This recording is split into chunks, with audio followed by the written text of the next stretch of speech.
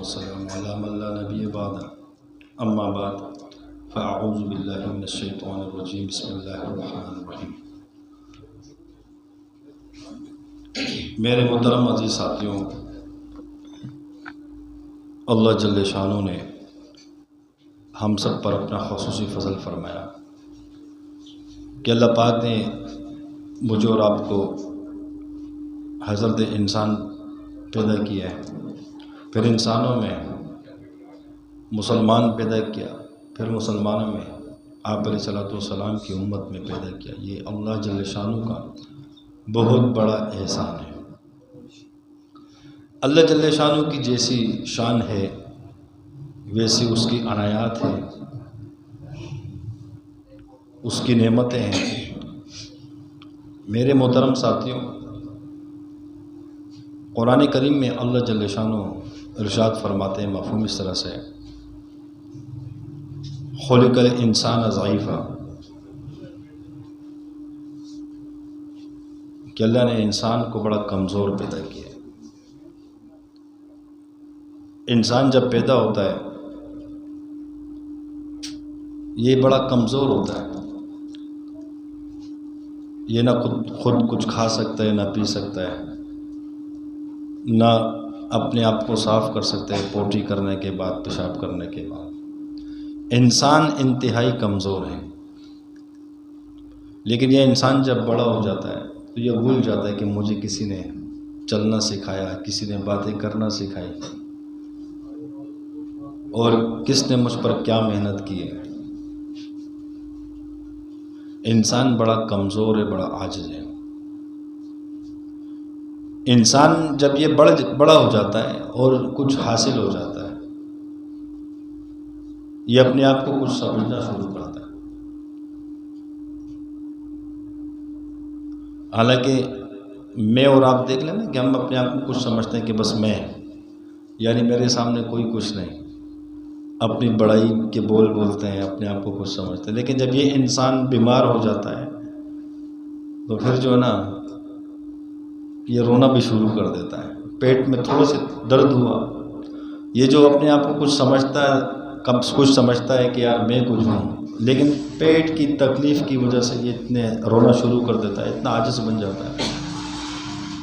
یعنی کسی کو کچھ مرض لگ جائے نا تو پھر انسان کی وہ ساری وہ بڑائی، وہ تکبر، ساری چیزیں ختم ہو جاتی ہیں۔ انسان بڑا عاجز ہے۔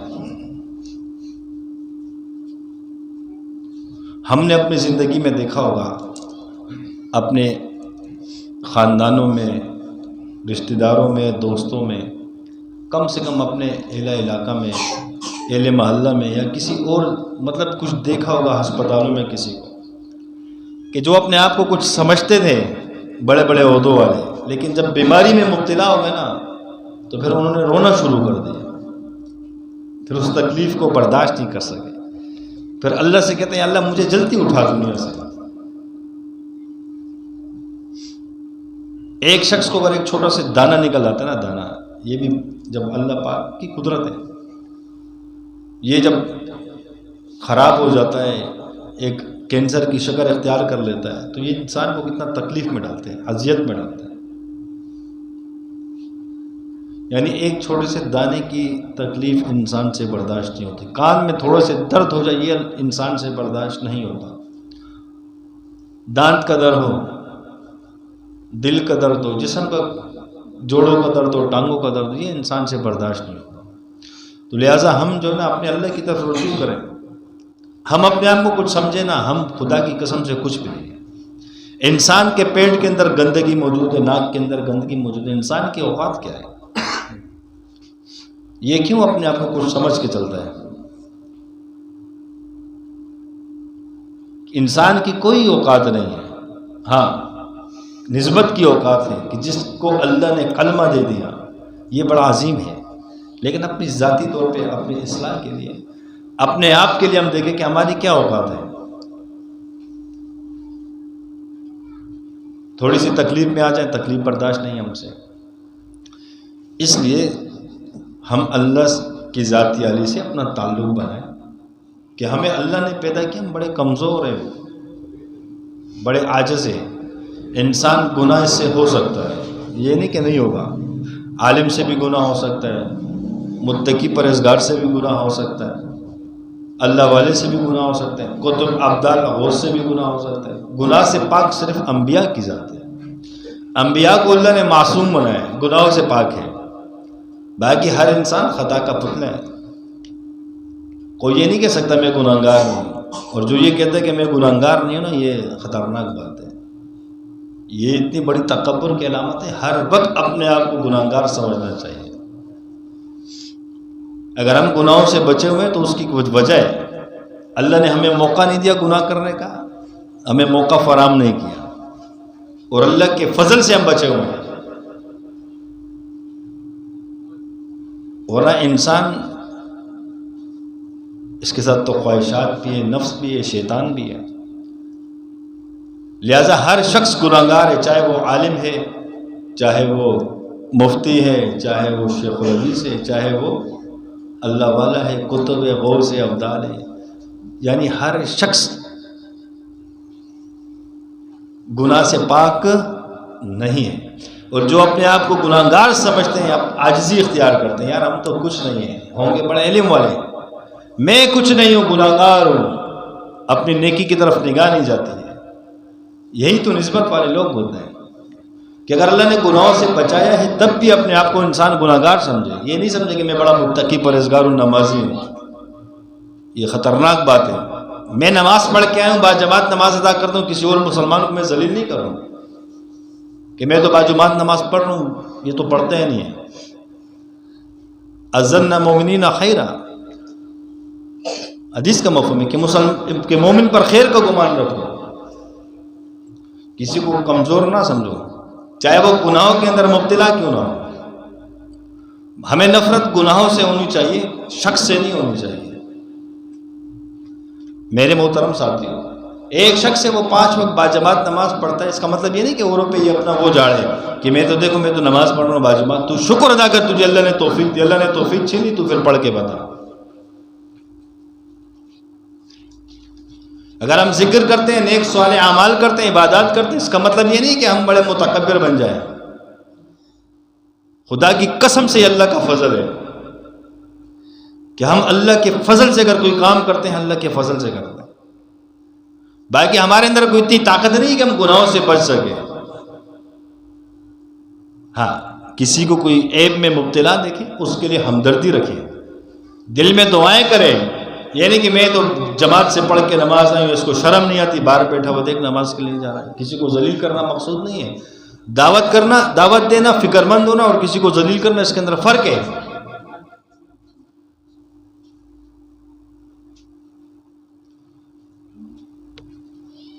بہلول رحمۃ اللہ علیہ نے دعوت دی، عبدالعزیز رحمۃ اللہ علیہ سختی سے دعوت دی،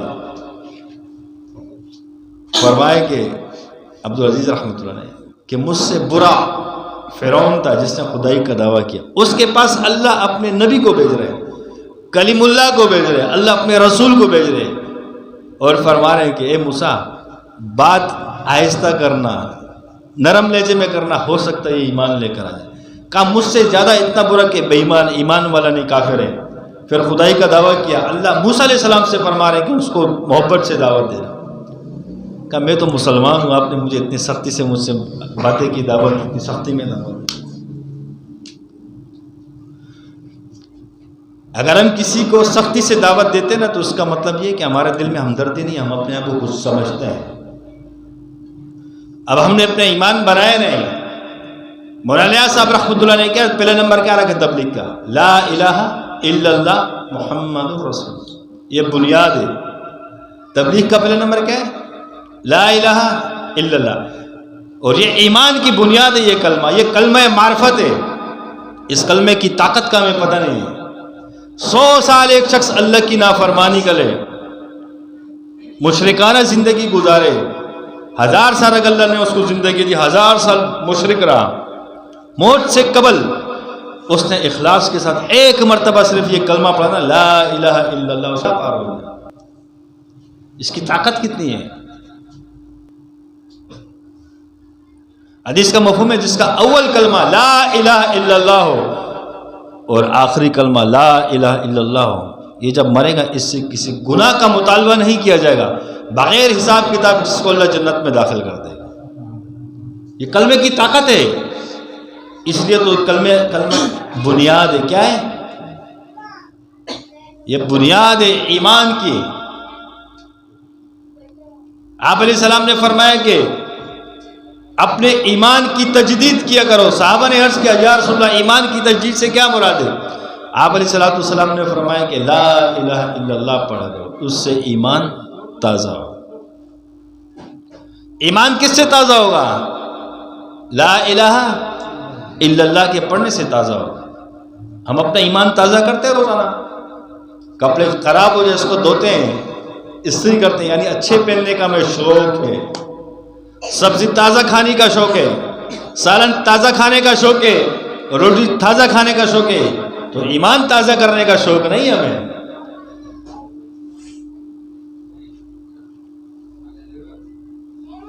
یہ کلمہ، یہ عظیم کلمہ، ساتوں آسمانوں کو، ساتوں زمینوں کو، کل کائنات کو ترازو کے ایک پلڑے میں رکھ دو، دوسرے پلڑے میں اس کلمے کو رکھ دو، یہ کلمے والا پلڑا بھاری ہوگا، جھک جائے گا۔ ایک مرتبہ جو پڑھتا ہے لا الہ الا اللہ، زمین سے لے کر خلا، فضا، آسمان، ساتوں آسمان، اللہ کے عرش تک پوری کائنات نیکیوں سے بھر جاتی ہے ایک مرتبہ کا پڑھنے پہ۔ حدیث کا مفہوم ہے سب سے افضل ترین ذکر کیا ہے؟ لا الہ الا اللہ، اس سے بڑا افضل کوئی ذکر نہیں۔ میرے محترم ساتھیو، ہم نے پہلے نمبر پر محنت نہیں کی، ہمیں ضرورت ہے ہم پہلے نمبر پر محنت کریں۔ کس پر؟ ہم اپنے عقلوں کو استعمال نہیں کریں۔ انسان کا عمل، انسان جو عمل کرتا ہے نا اپنے ایمان کی بقدر کرتا ہے، جیسے اس کا ایمان ہوگا ویسے اس کا عمل ہوگا۔ ایمان مضبوط ہوگا، عمل مضبوط ہوگا۔ ایمان کمزور ہوگا، عمل کمزور ہوگا۔ اور ایمان بنے گا لا الہ الا اللہ کے پڑھنے سے۔ اسی لیے ترتیب دیکھو، ہم نے ذکر کو کچھ سمجھا نہیں ہے۔ لا الہ الا اللہ یہ بنیاد ہے، معرفت کلمہ۔ ہر نبی کو اللہ نے جو کتاب دی ہے، فرمایا کہ 40 دن میرے لیے خاص کرو۔ ہر نبی نے 40 دن اللہ کا ذکر کیا، اللہ نے پھر کتاب دی اس کو، آسمانی کتاب دی ہے۔ موسیٰ علیہ السلام طور پر گئے، 40 دن اللہ کا ذکر کیا، اللہ کی عبادت کی، اللہ نے کتاب دی۔ آپ علیہ السلام نے نبوت کا اعلان نہیں فرمایا، لیکن غار ہرا جا کر اللہ کا ذکر کرتے ہیں۔ پہلے کیا ہے؟ ذکر ہے۔ کیا کیا آپ علیہ السلام نے غار ہرا میں جا کے؟ کتنے سال جاتے رہے، کیا پڑھتے رہے، اور کتنی دیر کے لیے جاتے رہے؟ 3 دن کے لیے جاتے رہے آپ علیہ السلام، 3 دن کے بعد واپسی آتے تھے، 7 دن کے لیے، 10 دن کے لیے، 40 دن کے لیے جاتے تھے۔ غار ہرا میں کیا کرتے تھے آپ علیہ السلام؟ نہ نبوت کا اعلان فرمایا، وہی بھی نازل نہیں ہوئی۔ غار ہرا میں تو پہلی وہی نازل ہوئی کہ پڑھو اپنے رب کے نام۔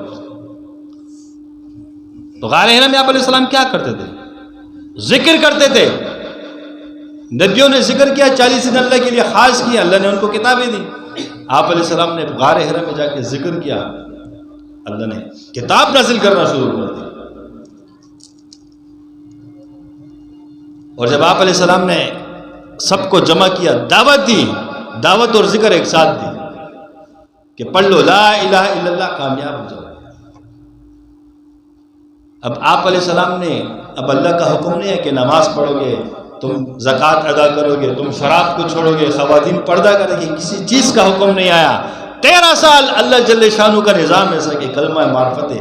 صحابہ ایک جماعت بنانی تھی، ان کا ایمان بنانا تھا، جبھی تو فرمایا کہ لا الہ الا اللہ کے پڑھنے سے ایمان تازہ ہوتا ہے۔ صحابہ نے 13 سال صرف یہی پڑھا، لا الہ الا اللہ۔ کیا پڑھا؟ لا الہ الا اللہ، دعوت دی اور کلمہ پڑھتے گئے، ذکر کیا اور دعوت دی۔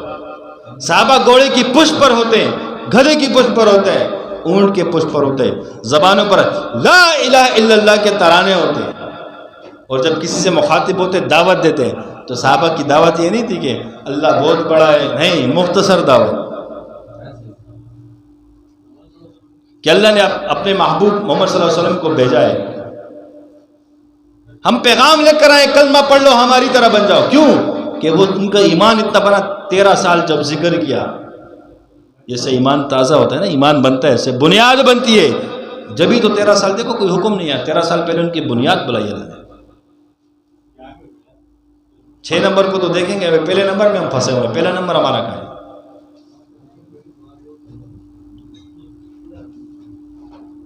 جب صحابہ نے 13 سال ذکر کیا، ہماری طرح بن جاؤ. کیوں؟ ان کا ایمان اتنا بنا ہوا تھا صحابہ کا. میرے محترم ساتھیوں، ہم نے کلمے کا ذکر چھوڑ دیا ہے، کلمے کی محنت چھوڑ دیے. ہمارے بڑے فرماتے ہیں کہ پہلا کلمہ لا الہ الا اللہ کم سے کم 100 مرتبہ ہر مسلمان پڑھے، تبلیغی بھی پڑھے 100 مرتبہ. اس کا مطلب یہ نہیں کہ 100 ہی ہے، یہ اس کے لیے جو کسی پیر کا مرید نہ ہو. فضائل اعمال کھولنا، آخری صفحے پہ جانا، اس پہ 6 نمبر لکھے ہوئے ہیں. علم و ذکر جب آئے گا تو اس میں لکھا ہوا ہے کہ جو کسی پیر کا مرید نہیں ہے کم سے کم وہ یہ ذکر کرے، ورنہ جو کسی پیر کا مرید ہے وہ اپنے پیر کے طریقے پہ ذکر کرے. یہ میں نہیں کہہ رہا، فضائل اعمال میں آخر میں جاؤ، جہاں ختم ہو جاتی نا، جاؤ کھولو اس کو، آخر میں 6 نمبر لکھا. تو یہ 100 جو ہمیں بتائے جاتے ہیں نا، تو یہ ذکر پر آنے کے لیے ہے، یہ ابتدا ہے، انتہا نہیں ہے. یہ ذکر پر لانے کے لیے، ذکر کا شوق پیدا کرنے کے لیے 100 مرتبہ پڑھو. جب پہلا نمبر بنے گا، مضبوط ہوگا، تو دوسرا نمبر خود بخود آسان ہو جائے گا. جب بنیاد بن کے ایمان تازہ ہوگا، جب حدیث کا مفہوم ہے نا کہ نماز اس طرح پڑھو کہ تم اللہ کو دیکھ رہے ہو، جب تم نے یہ صوفیاء کے طریقے پہ، ان کی صحبت میں لا الہ کا ذکر کیا، ایمان تمہارا اتنا بنا، دل ایسا صاف ہو گیا. اب حدیث کا مفہوم کیا ہے کہ نماز ایسے پڑھو کہ تم اللہ کو دیکھ رہے ہو یا اللہ تمہیں دیکھ رہا ہے. جب تم نماز میں کھڑو گے دل صاف ہو جائے گا، اللہ تمہارے دل کو وہ نور دے دے گا. تم جب نماز میں پڑھو گے تمہیں اللہ بھی نظر آئے گا اور اللہ تمہیں دے گا. یہ کیفیت حاصل ہو جائے گا. نماز پڑھنے میں جو انوارات تجلیات کا ظہور ہوتا ہے وہ تمہیں نظر آنا شروع ہو جائے گا. اور یہ تم 40 سال مدرسہ پڑھو تمہیں حاصل نہیں ہوگا. 40 سال بخاری پڑھو تمہیں یہ چیز حاصل نہیں ہوگی. یہ چیز اللہ والوں کے جوتوں میں بیٹھنے سے حاصل ہوگی. یاد رکھو، اس کا ذریعہ اللہ نے خانقاہوں کو رکھا، بنایا ہے. اس کا ذریعہ اللہ نے اللہ والوں کو بنایا. علم کو سیکھنے کا ذریعہ مدارس ہے، نور کے علم کو سیکھنے کا ذریعہ خانقاہ ہے. آپ علیہ السلام نے فرمایا کہ مومن کے فراست سے ڈرو کہ وہ اللہ کے نور سے دیکھتا ہے. اب یہ نور ہے کیا چیز، اس کی تشریح تو کوئی کرے نا. جب اللہ والوں کے جوتوں میں بیٹھو کہ سمجھ میں آنا شروع ہو جائے گا. اب تبلیغ کی محنت کیا ہے کہ دوسرا نمبر ہمارا مضبوط ہو، ہماری نماز ایسے ہو کہ ہمیں وہ کیفیت ملے، نماز ہماری طاقتور بنے. تو یہ نماز طاقتور نہ دعوت سے بنے گی. یاد رکھو 50 سال تم لوگوں کو دعوت دو، تمہاری نماز ایسے نہیں بنے گی. 50 سال مدرسے پہ پڑھو، ایسے نہیں بنے گی. جب تک لا الہ کا ذکر صوفیاء کے طریقے پہ، ان کی صحبت پہ نہیں کرو گے نا. جب صحابہ نے کیا 13 سال آپ علیہ السلام کی صحبت اپنائی، 13 سال ذکر کیا، ایمان تازہ بنا. ہم جب پہلا نمبر مضبوط ہوگا تب دوسرا نمبر بنے گا. ہم چاہتے ہیں کہ 6 کے 6 ایک ساتھ بنا دیں، یہ ہو ہی نہیں سکتا. دعوت تو دے سکتے ہو، بیان تو کر سکتے ہو، اس کیفیت میں آ نہیں سکتے. تو دوسرے نمبر کو بنانے کے لیے پہلا نمبر مضبوط کرنا پڑے گا. جب یہ مضبوط ہوگا نا، آئے ہائے، جب تم نماز میں کھڑو گے تمہیں اللہ نظر آنا شروع ہو جائے گا. ایک صحابی آتے فرماتے ہیں یا رسول اللہ رات ایمان کے ساتھ گزاری. آپ علیہ السلام نے فرمایا کیا دلیل ہے رات ایمان کے ساتھ گزاری؟ فرمایا یا رسول اللہ میں جب نماز میں کھڑا ہوتا ہوں دائیں طرف جنت آتی ہے، بائیں طرف جہنم ہوتی ہے، سامنے میرا اللہ مجھے نظر آتا ہے. آپ علیہ السلام نے فرمایا بے شک آپ نے ایمان کے ساتھ شروع کی. اس کو ایمان فرمایا. کیا فرمایا؟ اس دیکھنے کو اللہ تم پہ باطن کے دروازے کھول دے، یہ پردے ہٹا دے اور تمہیں وہ نظر آنا شروع ہو جائے. اس کو ایمان فرمایا ہے. ایمان کو سیکھنا ضروری ہے، یعنی کشف کے ذریعے سے اللہ دے گا. یہ ایمان کا درجہ ہے میرے محترم ساتھیوں. اب پہلا نمبر بنے گا تو دوسرا یہ بنے گا. اب جب دوسرا نمبر بن جائے گا پھر آئے ہائے، دوسرا نمبر بننے سے علم اور ذکر کی قدر آنا شروع ہو جائے گی. علماء کی قدر آنا شروع ہو جائے گی کہ علماء ایسے نہیں ہیں، اللہ نے ان کو بنایا نا ایسا نہیں ہے، تو پھر کیا ہوگا؟ ایک تو اللہ ہمیں علم دے دے گا، ذکر کی برکت سے اللہ علم بھی دیتا ہے، یاد رکھنا۔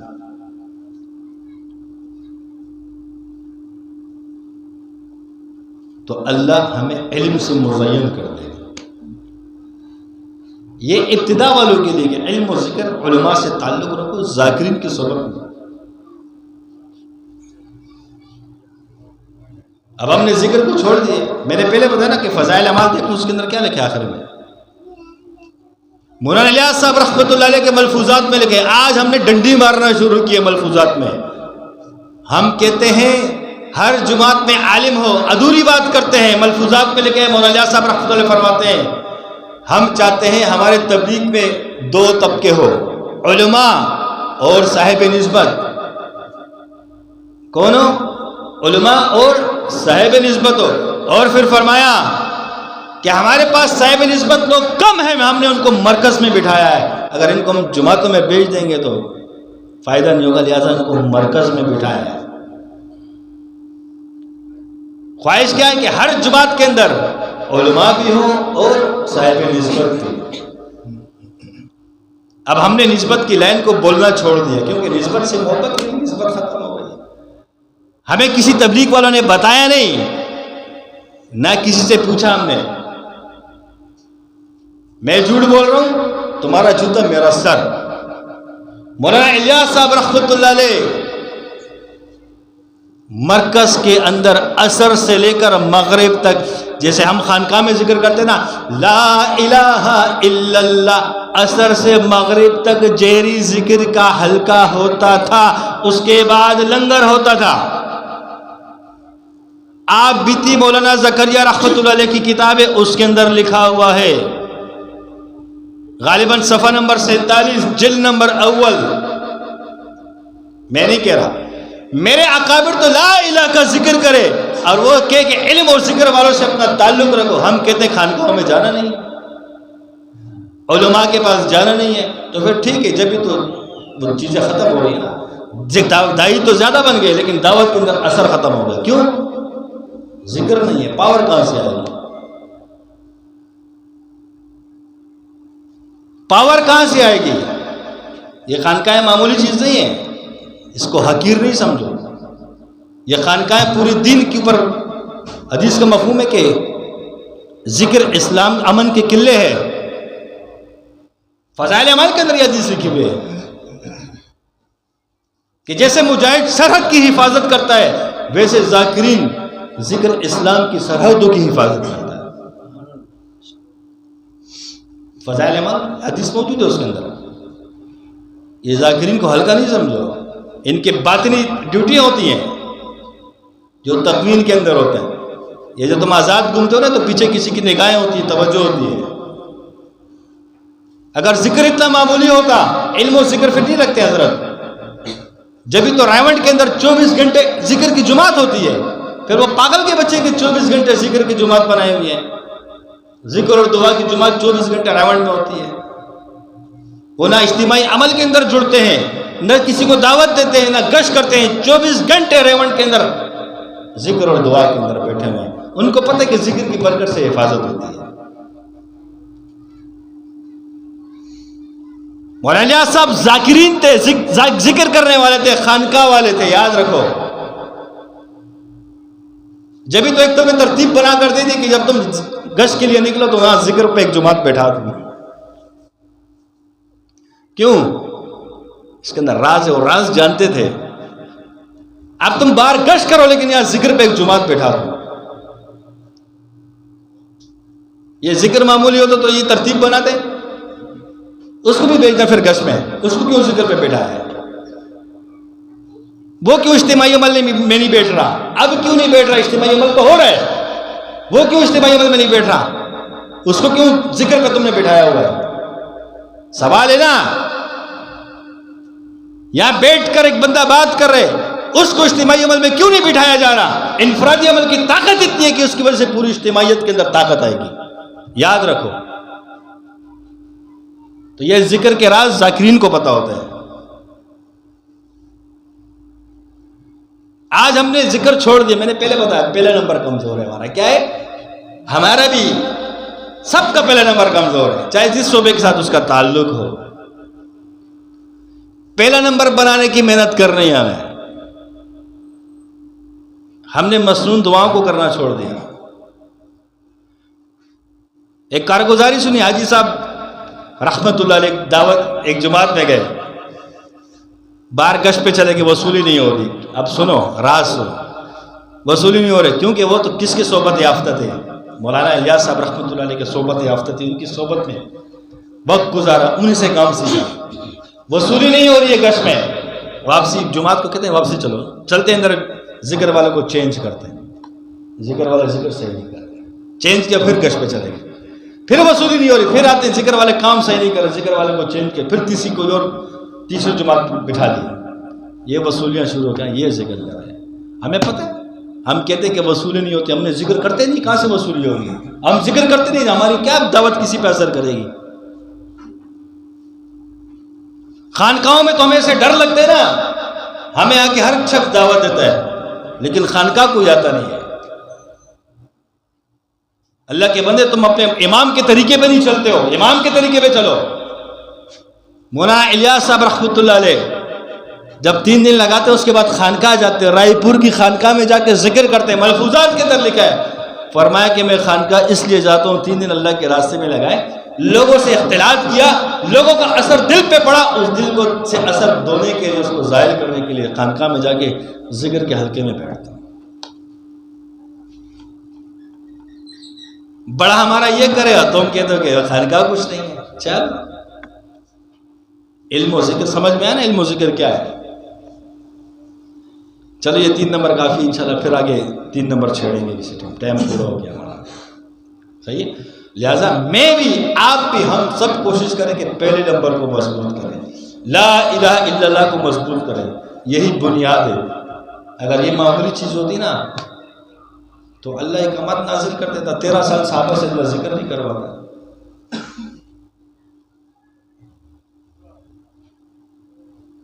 میرے محترم ساتھی، ابھی سلسلے کا اجتماع ہے ہمارا.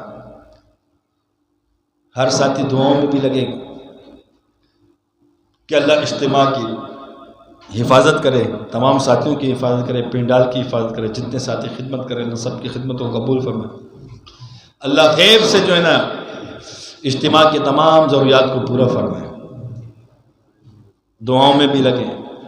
باقی جو ساتھی فنڈ لائے فنڈ بھی جمع کرا دینا، اور دعوت پہ لگے رہے، کوشش میں لگے رہے. ہر ساتھی 10 مرتبہ آیت الکرسی پڑھ کے دونوں ہاتھوں پہ دم کر کے پورے جسم میں